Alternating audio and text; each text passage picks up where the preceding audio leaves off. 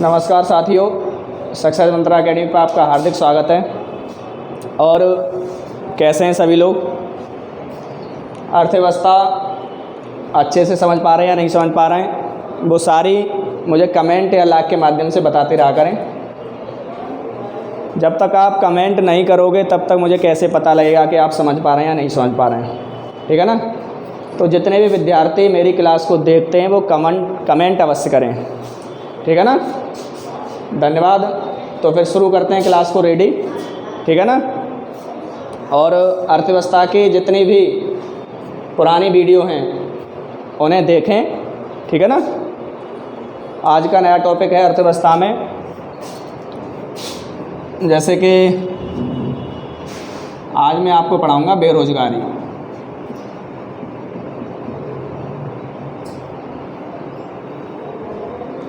जो कि भारत की सबसे बड़ी समस्या है आज, बेरोजगारी, है ना? और आप सभी कंपटीशन एग्ज़ाम की तैयारी करने वाले विद्यार्थी समझ ही सकते हैं कि बेरोजगारी एक कितनी बड़ी समस्या है आज भारत में। हाँ, तो बताएंगे क्या होती है बेरोजगारी। बेरोजगारी के बारे में बताएं आप लोग, क्या होती है बेरोजगारी? बताएगा कोई? चलो मैं बताता हूँ आपको बेरोजगारी क्या होती है। बेरोजगारी मतलब कि जब कोई कार्य सक्षम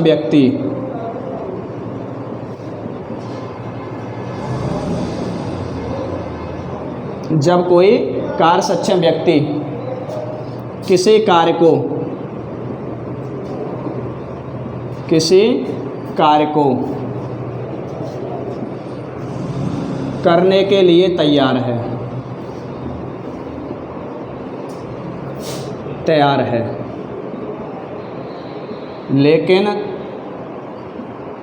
उसे रोजगार नहीं मिलता।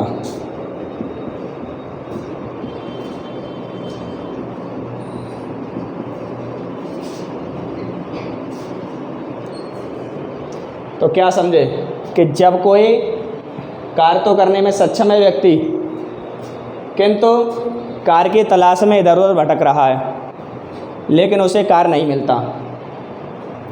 और जहाँ तक जो दैनिक मजदूरी होती है,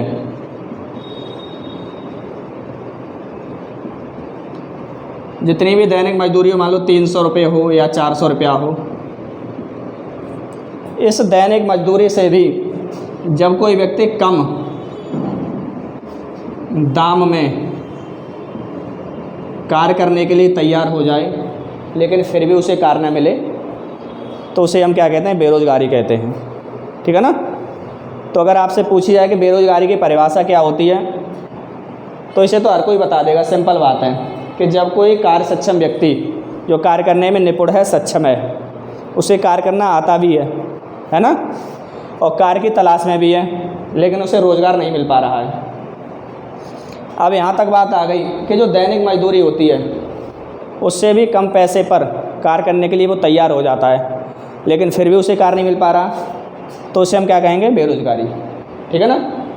मतलब विभिन्न क्षेत्रों में विभिन्न प्रकार की बेरोजगारी पाई जाती हैं। उससे संबंध में कई सारे क्वेश्चन पूछे जाते हैं। तो हम पढ़ेंगे अब बेरोजगारी के प्रकार, या बेरोजगारी कितने प्रकार की होती है, ठीक है ना?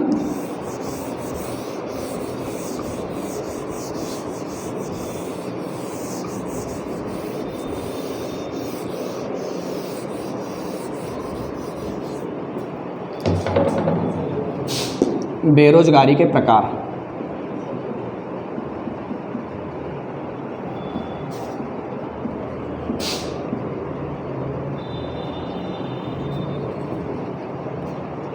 सबसे पहले हम पढ़ेंगे छुपी या अदृश्य या प्रच्छन्न बेरोजगारी।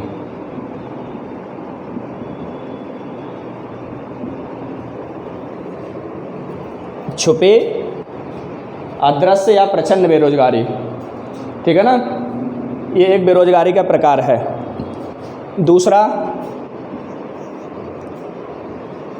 चक्रीय बेरोजगारी।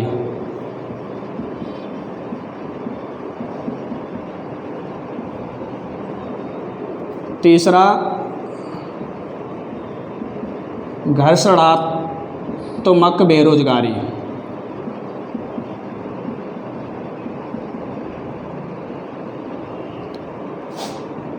चौथा है आपका संरचनात्मक बेरोजगारी।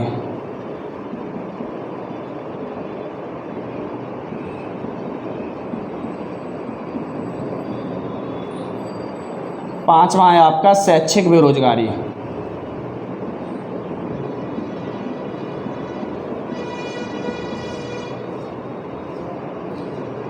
और छठा है आपका ऐच्छिक बेरोजगारी।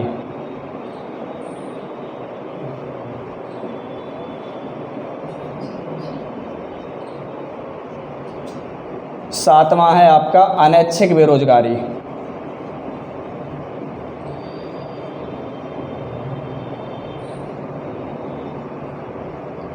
और आठवां है आपका मौसमी बेरोजगारी।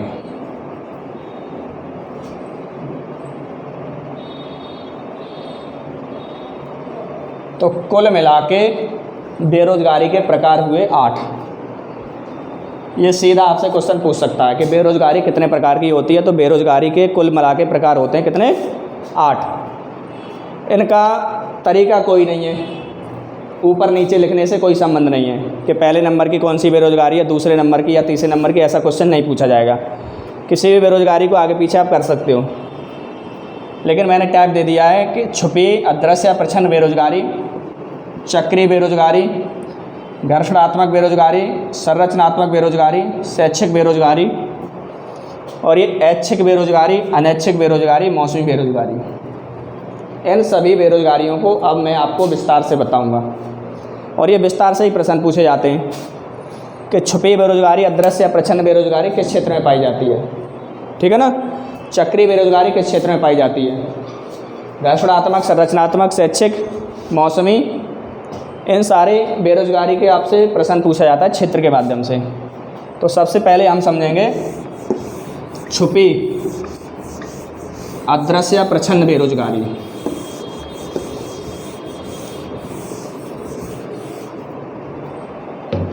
छुपी, अदृश्य, प्रच्छन्न बेरोजगारी का अगर मैं क्षेत्र की बात करूं तो इसका क्षेत्र होता है कृषि, मतलब खेती।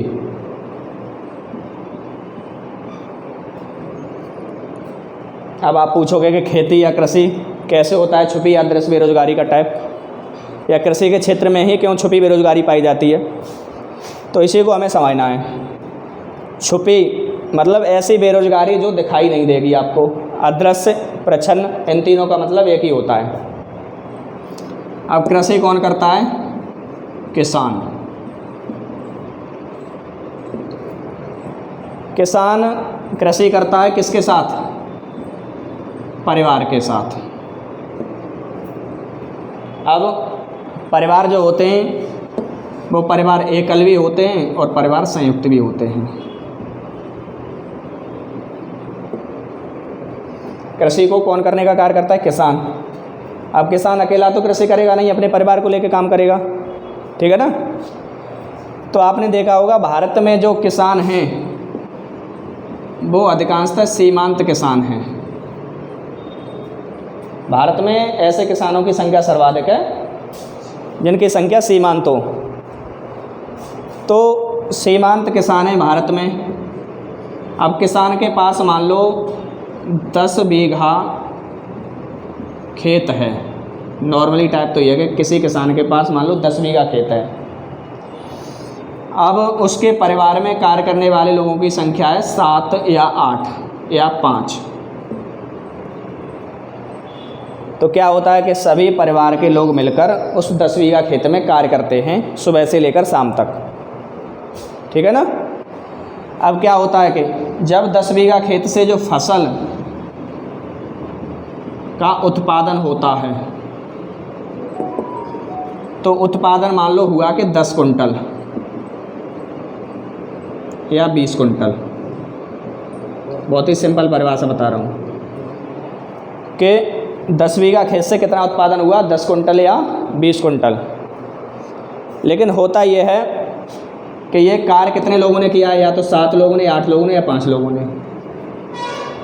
लेकिन मैं अब यही कार्य 7, 8, 5 की जगह 3, 4 या 2 लोगों से कराऊं,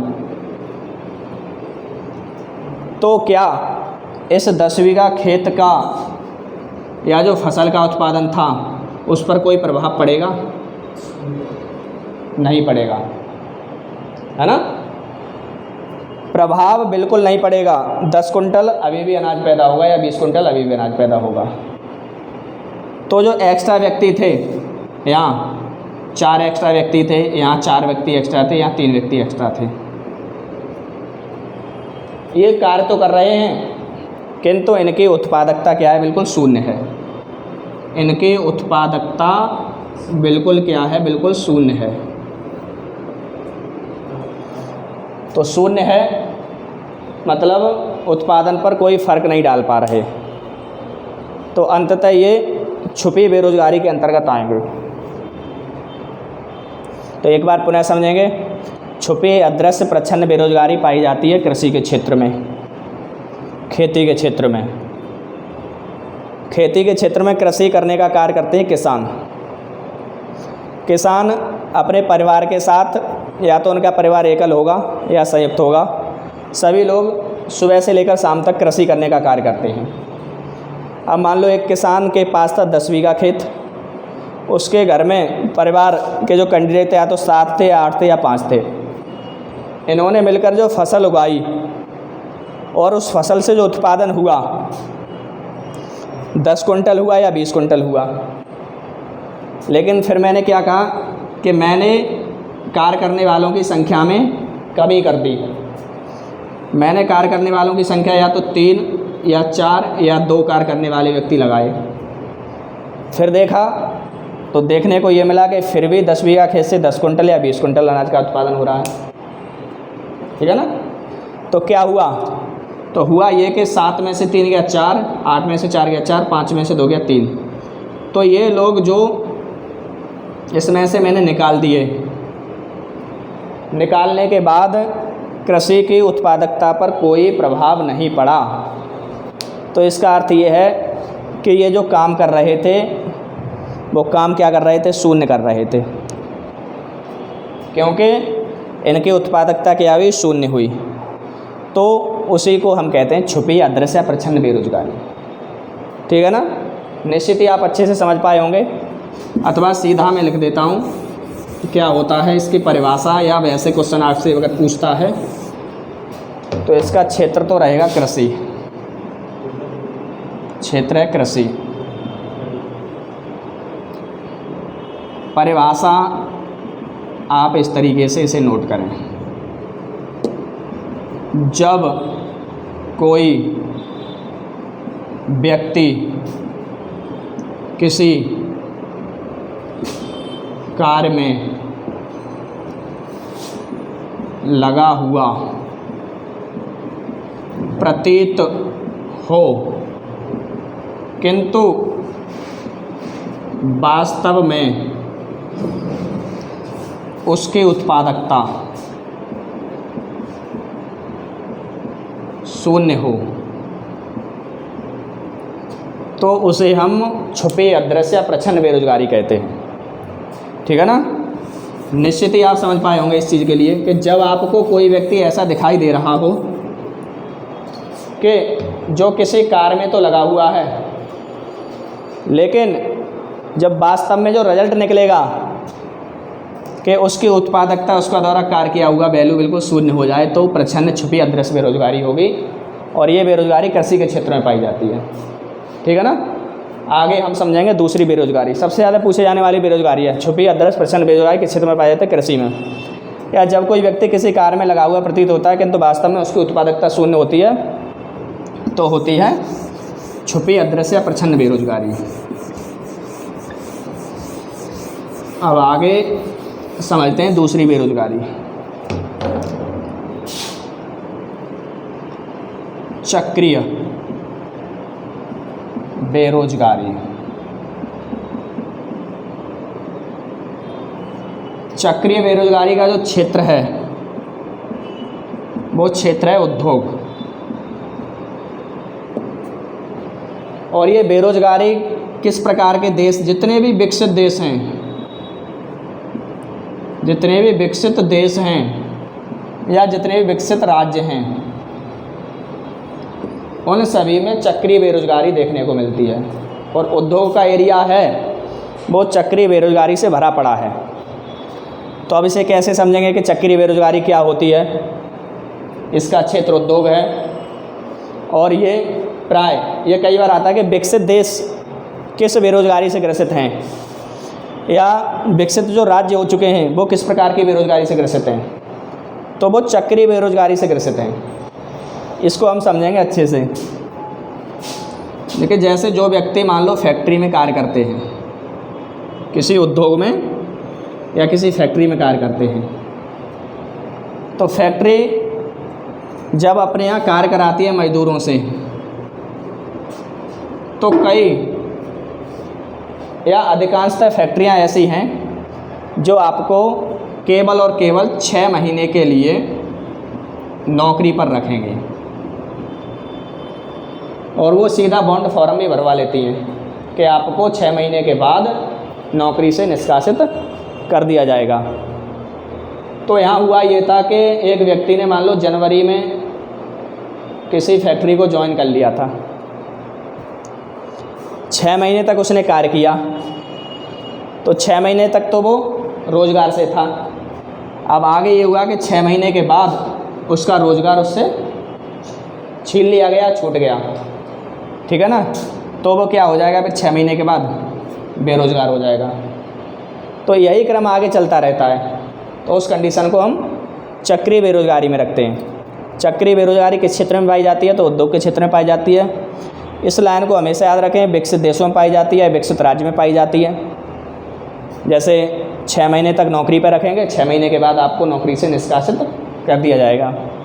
जैसे कि भारत के अधिकांशतः बात करें तो जैसे महाराष्ट्र राज्य है या गुजरात राज्य है, इन राज्यों में आपको बेरोजगारी का चक्रीय प्रकार देखने को मिलेगा, क्योंकि लोग वहाँ ज़्यादातर उद्योग धंधे मतलब फैक्ट्री में कार्य करने का काम करते हैं, ठीक है। इसी से मिलती जुलती एक और बेरोजगारी है, उसे हम समझेंगे हम। नंबर 3 बेरोजगारी।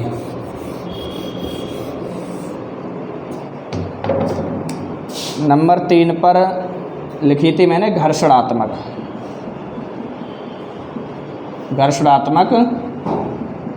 बेरोजगारी। घर्षणात्मक बेरोजगारी का क्षेत्र भी उद्योग है। घर्षणात्मक बेरोजगारी का क्षेत्र भी क्या है? उद्योग है, ठीक है ना। और ये बेरोजगारी भी विकसित देशों में पाई जाएगी। वही है सेम, विकसित देश या विकसित राज्य। इसे चक्रीय बेरोजगारी के एग्जाम्पल से ही समझाते हैं, ठीक है ना, अच्छी तरीके से। कि मैंने ये बताया था कि आपको कि किसी व्यक्ति को जनवरी में मिल जाती है नौकरी, वह 6 महीने तक कार्य करता है, उसके बाद क्या हो जाता है? बेरोजगार। यहाँ 6 महीने में उसके पास क्या था? ये रोजगार। फिर क्या हुआ? यहाँ पर हो गया वो बेरोजगार, और फिर उसे मिल जाएगा कुछ समय बाद रोजगार। तो होता ये है कि जब व्यक्ति की पहले वाली नौकरी छूट जाती है तो वो दूसरी नौकरी को प्राप्त करने के लिए यहाँ पर क्या करता है? बहुत ही ज़्यादा संघर्ष करता है, घर्षण करता है बेचारा। जब किसी की पहली नौकरी 6 महीने के बाद छूट जाएगी तो वो दूसरी नौकरी को प्राप्त करने के लिए क्या करेगा? बहुत ही ज़्यादा संघर्ष करेगा। दोस्तों के पास फ़ोन करेगा कि भाई नौकरी हो तो बताओ, हमें नौकरी प्राप्त करनी है, हमारा रोज़गार यहाँ से छूट गया है। रिश्तेदारों के पास जाएगा, इधर उधर तमाम कंपनियों में इंटरव्यू देगा, तब जाकर उसे पुनः दोबारा से नौकरी प्राप्त होगी। तो उसने इस बीच क्या किया, ये जो संघर्ष किया है, ये जो घर्षण किया है, उस समय जब वो बेरोज़गार था तो हम उसे घर्षणात्मक बेरोजगारी में गिनेंगे पूरी तरीके से। ठीक है, तो घर्षणात्मक बेरोजगारी से क्या समझे कि इसका क्षेत्र स्वयं चक्रीय बेरोजगारी वाला उद्योग है। ये भी विकसित देश विकसित राज्यों में पाई जाती है। 6 महीने तक रोजगार था, कुछ समय तक रोजगार था, रोजगार छूट गया, बेरोजगार हो गया, दूसरे रोजगार को प्राप्त करने के लिए जो संघर्ष करेगा, तो इस संघर्ष के बीच में जो उसने कार्य किया है जीरो के बराबर, उसे हम घर्षणात्मक बेरोजगारी कहेंगे। ठीक है, अब हम पढ़ते हैं बेरोजगारी का अगला प्रकार।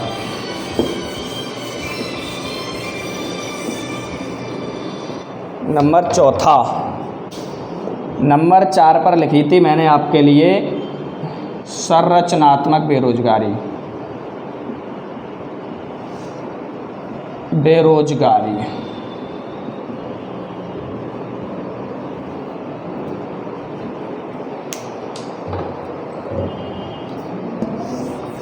संरचनात्मक बेरोजगारी से समझेंगे अच्छे से।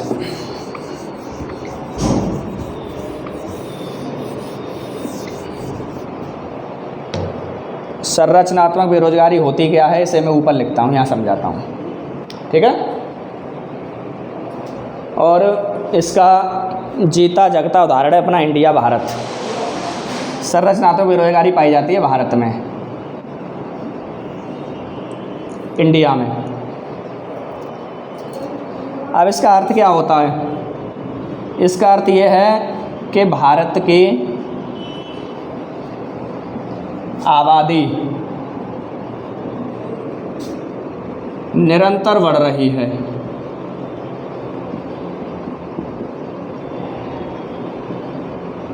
लेकिन इसके अपोजिट रोजगार के अवसर कम हो रहे हैं। संरचनात्मक बेरोजगारी का अर्थ ये होता है कि जब किसी देश की आबादी निरंतर बढ़ रही हो, लेकिन उस देश में रोजगार के अवसर कम होते जा रहे हैं, रोजगार के अवसरों में क्या हो रही है? गिरावट। तो वहाँ आप संरचनात्मक बेरोजगारी देख सकते हैं। जैसे भारत में किस प्रकार की बेरोजगारी पाई जाती है? तो भारत में संरचनात्मक बेरोजगारी पाई जाती है। इसे आप याद करें, समझें। ये कई बार पूछा जाता है कि भारत में किस प्रकार की बेरोजगारी है, तो भारत में है संरचनात्मक बेरोजगारी। ठीक है, इसका अर्थ ये था कि भारत की आबादी तो निरंतर बढ़ रही है, किंतु बढ़ती आबादी की तुलना में सरकार रोजगार के अवसर पैदा नहीं कर पा रही है, तो वहाँ संरचनात्मक बेरोजगारी होती है। इसका दूसरा अर्थ ये होता है कि ऐसे व्यक्ति जो बढ़ती हुई विज्ञान तकनीकी, साइंस टेक्नोलॉजी जो है इंडिया की, वो निरंतर बढ़ रही है। तो साइंस टेक्नोलॉजी के द्वारा आप जानते ही हैं कि पहले एक कार्य को कराने में हजारों मजदूरों की आवश्यकता होती थी, लेकिन विज्ञान तकनीकी इतना आगे पहुँची कि उसने नए नए यंत्र, या मान लो ये एक JCB मशीन, सीधा सा ही उदाहरण है, इसे बना डाला, तो ये 1000 व्यक्तियों का काम चंद घंटों में कार्य कर देती है, पूरा कार्य कर देती है। तो मतलब विज्ञान की तकनीकी के द्वारा, साइंस और टेक्नोलॉजी के द्वारा जो बेरोजगारी निरंतर बढ़ती जा रही है, उस बेरोजगारी को भी हम संरचनात्मक बेरोजगारी में गिनेंगे। ठीक है ना? तो संरचनात्मक बेरोजगारी भारत में पाई जाती है। अर्थ है कि भारत की आबादी निरंतर बढ़ रही है, लेकिन भारत सरकार रोजगार के अवसर उपलब्ध नहीं करा पा रही, तो उसे हम क्या कहते हैं? संरचनात्मक बेरोजगारी कहेंगे। ठीक है, आगे समझेंगे नंबर 5 बेरोजगारी।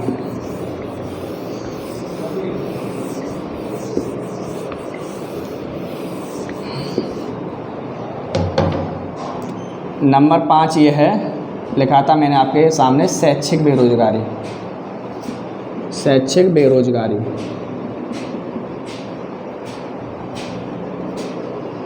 शैक्षिक बेरोजगारी का क्षेत्र आप सब जानते हैं।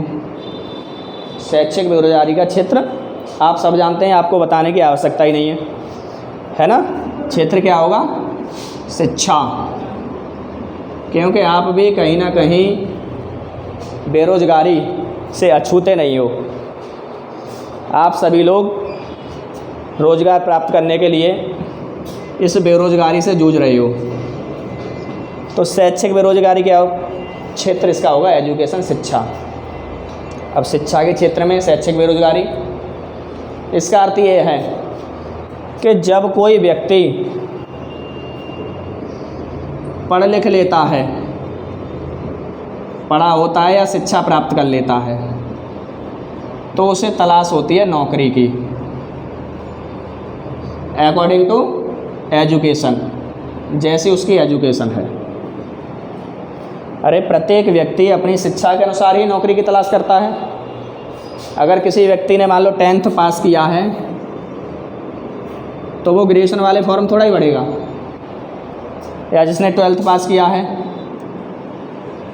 तो 10th पास अपनी मतलब एजुकेशन के अनुसार 10th पास की नौकरी प्राप्त करने के लिए नौकरी का फॉर्म भरेगा। 12th पास वाली नौकरी प्राप्त करने के लिए फॉर्म भरेगा। लेकिन जब लोग आगे मान लो BSc, B.Ed या BTC जो भी करते हैं, ठीक है ना, तो अपनी एजुकेशन के अनुसार शिक्षा मिल जाती है तो नौकरी प्राप्त करने का प्रयास करते हैं। लेकिन होता ये है कि जब उनको यहाँ अपनी योग्यता के अनुसार नौकरी नहीं मिलती तो फिर यही व्यक्ति ये वाला फॉर्म भरने लगते हैं, ये सारे लोग मिलकर, ये सारे। तो क्या होता है कि इन लोगों को नौकरी तो मिल जाती है, नौकरी तो मिल जाती है इन्हें, किंतु ये अपनी एजुकेशन के अनुसार फिर भी क्या होते हैं? बेरोजगार होते हैं। तो इसका अर्थ हम ये समझे कि शैक्षिक बेरोजगारी का क्षेत्र होता है एजुकेशन, शिक्षा। तो पढ़ा लिखा व्यक्ति या शिक्षा जिसने प्राप्त की है वो नौकरी की तलाश में आवेदन करेगा। अब जिसकी जैसी योग्यता है वो वैसा आवेदन करेगा। किंतु कभी ये होता है, या अधिकांशतः, कि व्यक्ति के पास शिक्षा तो बहुत ही ज़्यादा उच्च होती है, किंतु वह फॉर्म 10th लेवल के 12th लेवल के भरता है और यहाँ नौकरी प्राप्त कर लेता है, किंतु उसे हम रोज़गार नहीं मानेंगे। उसे क्यों नहीं मानेंगे? क्योंकि वो शिक्षा के क्षेत्र में उसकी योग्यता के अनुसार नौकरी नहीं मिली, तो उसे हम शैक्षिक बेरोजगार कहेंगे। ठीक है। शैक्षिक बेरोजगारी की परिभाषा की अगर बात करें, आप लिखोगे तो क्या लिखोगे इसकी परिभाषा, या वन लाइन में आप समझ पाओ तो ये लिखिए, जब किसी पढ़े लिखे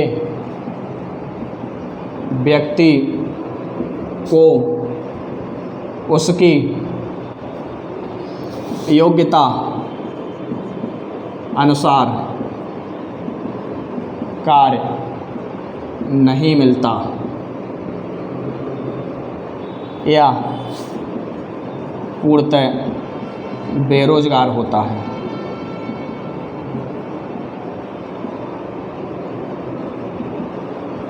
तो उसे हम शैक्षिक बेरोजगारी कहते हैं। ठीक है ना। जब किसी पढ़े लिखे या शिक्षित व्यक्ति को उसकी क्वालिफ़िकेशन के अनुसार कार्य नहीं मिलता या वो पूरी तरह बेरोजगार होता है, तो उसे हम शैक्षिक बेरोजगारी कहते हैं। ठीक है, समझ पा रहे हैं मेरी बात को आप?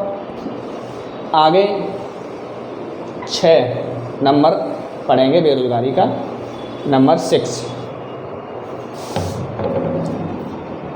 नंबर 6 है तुम्हारा ऐच्छिक बेरोजगारी।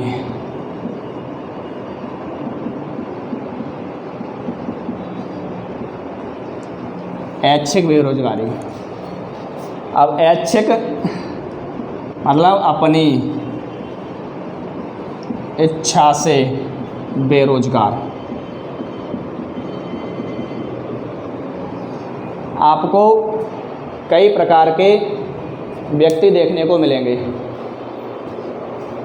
कि जिस समय मार्केट में रोज़गार ही रोज़गार होता है, लेकिन वो क्या करते हैं कि वो उस रोज़गार को करना नहीं चाहते, उस रोज़गार को पसंद नहीं कर रहे हैं। तमाम रोज़गार हैं, आवेदन आ रहे हैं दिन पे दिन, लेकिन क्या कर रहे हैं कि भाई मैं ग्रुप डी का फॉर्म थोड़ा ही भरूँगा, अरे मैं चपरासी बनने के लिए थोड़ा ही पैदा हुआ हूँ यार, मैं ऐसा काम थोड़ा ही करूँगा। तमाम ये आपको वार्तालाप करते हुए दिखाई देंगे। तो क्या कर रहे हैं वो कि अपनी इच्छा के अनुसार वो बेरोज़गार हैं। अर्थात इसका अर्थ यह है कि जब मार्केट में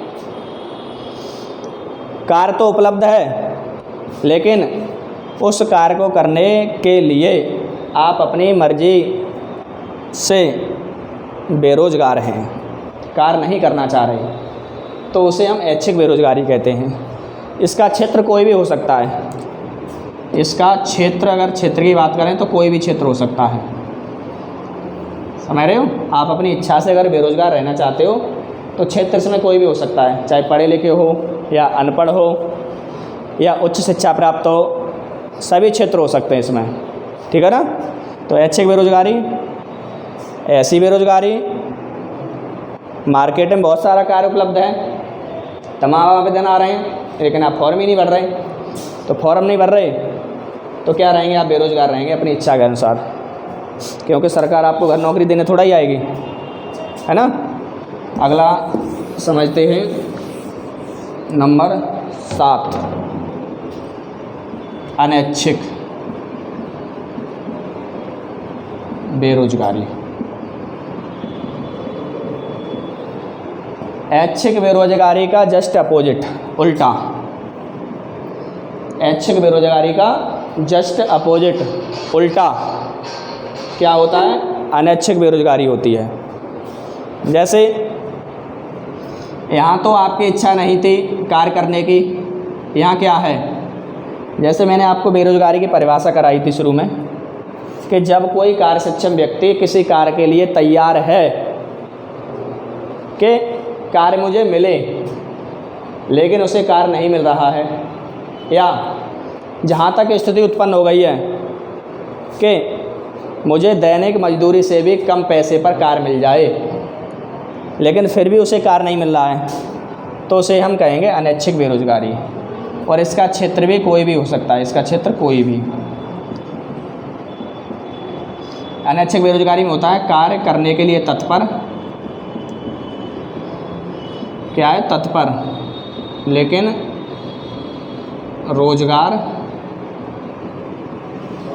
नहीं है।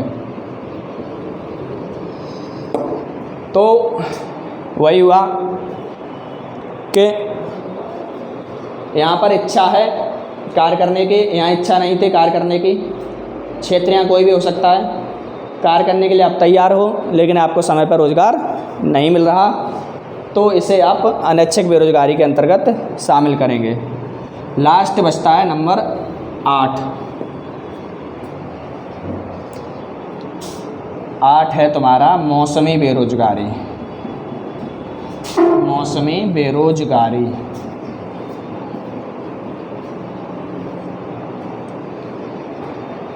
इसका क्षेत्र बताएं मुझे प्लीज़ कि मौसमी बेरोज़गारी किस क्षेत्र में पाई जाती है, बताइए। मौसमी बेरोज़गारी पाई जाती है कृषि क्षेत्र में।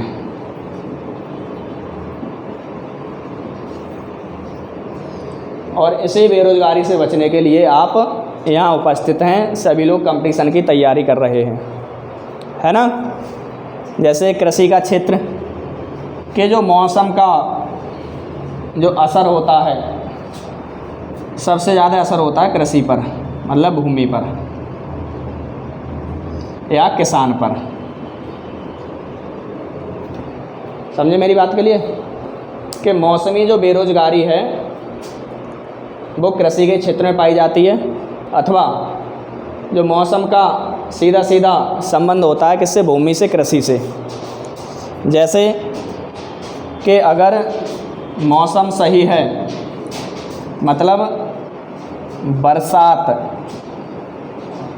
के दिनों में बरसात हो रही है, तो सीधी सी बात है कि जब बरसात समय से होगी तो किसान क्या करेगा, अपनी फसल को उगाएगा और कार्य पे लग जाएगा।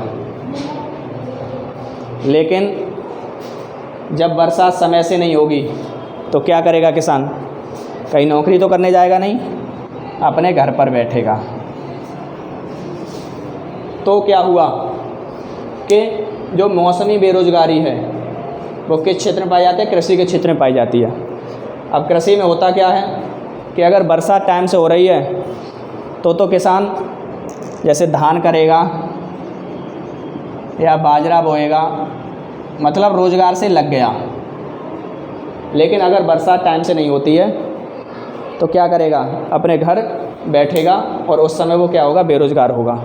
तो इसमें होता ये है कि मौसम की वजह से जो व्यक्ति बेरोज़गार है, अथवा आप ये समझें सीधा सा अर्थ कि अभी गर्मियों का मौसम है, तो गर्मियों के मौसम में क्या हो रहा था कि विभिन्न लोगों को पार्ट टाइम रोज़गार मिला हुआ था।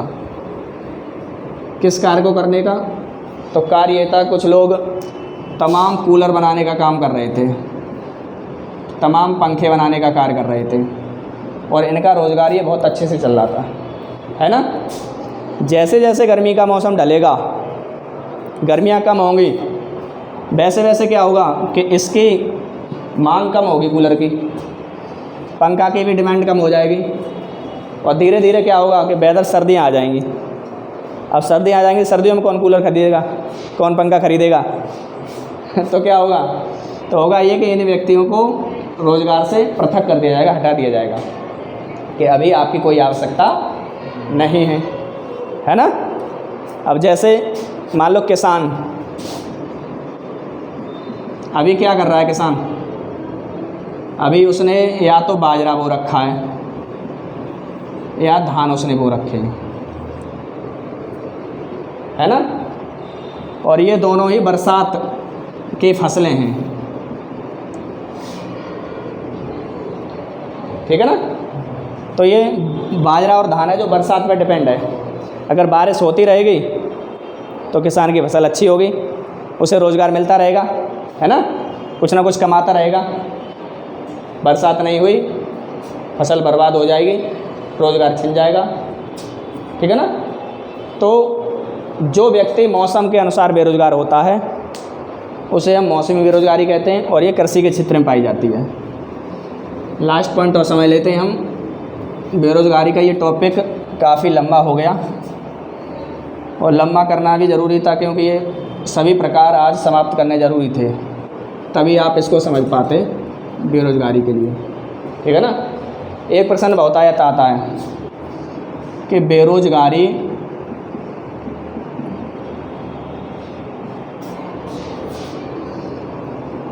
के आंकड़े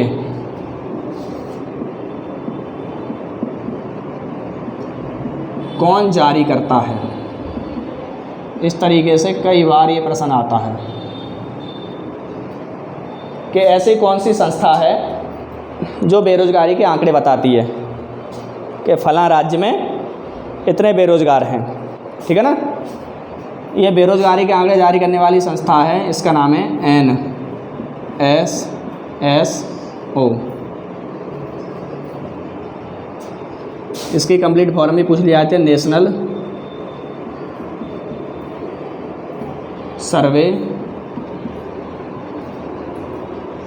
सैंपल सर्वे